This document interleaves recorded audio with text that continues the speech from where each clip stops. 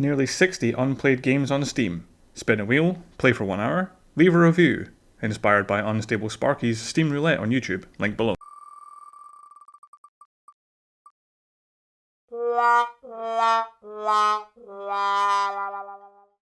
Heroes of Hammerwatch.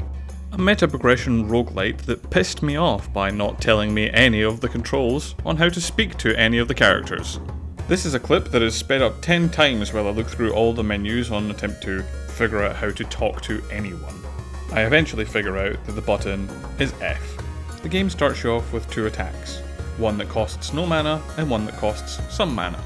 As we begin, we're presented with 4 classes to choose from: Paladin, Ranger, Sorcerer, or Warlock. Each obviously have their own kit. The Paladin has a kind of area cleave and a dash for its mana attack. The Wizard has a weaker ice attack that can bounce off walls, and an AoE attack for their mana attack. The Ranger a straightforward shot or a spinning flurry for their mana attack. And the Warlock a melee that restores mana and a chain lightning for their mana attack. For the vast majority of my hour I played as the Paladin because it was the first one in the list. And the main goal is to run around the dungeon, collect coins and ore, and deliver it to the surface for your meta progression. However, to deliver it to the surface, you need to find one of these lifts, which don't always appear, and if you die with your golden ore, you lose them. When you do die, which you will, you're shown a short summary of the run and are sent back to town. With the ore you earn, you can unlock new buildings, such as the blacksmith. Then, with the gold that you earn, you can upgrade your armor, weapon, critical chance, or even your movement speed, which I couldn't resist. Additionally, you can use that gold to buy keys and additional items which will provide temporary effect during the dungeon. You can also find a merchant who will sell items during the dungeon. However, just like the items that you buy outside, if you die, you lose them, they're temporary. While I found that the game was simple enough to play, the combat itself was fairly monotonous, but obviously for an introduction to the game, you're not going to have much variance. But I did just find holding left click and moving around cleared most mobs.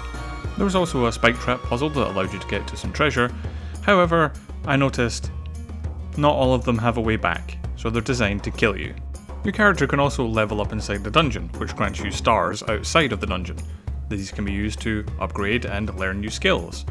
It was at about this time that I noticed that when starting the game, you had some starting gold and ore resources, because I certainly didn't collect 5 ores to unlock the blacksmith. I thought to myself that maybe it would be better to start over and allocate those resources better.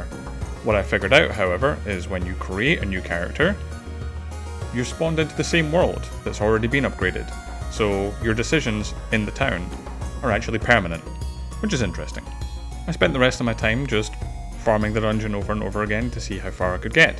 The only other interesting thing I saw was a monolith, which when activated would give you a temporary buff for an extended period of time. I believe I died before I figured out how long it lasted, but it came with an achievement, so I wasn't complaining. Heroes of Hammerwatch on the surface is a simple meta-progression based roguelite with simple combat mechanics. It has a good soundtrack and nice pixel graphics that make it easy to understand what's going on. I get the feeling that after many hours the skill trees would get more complex and the meta progression would open up the difficulty. I'll definitely be coming back to this. 7 out of 10.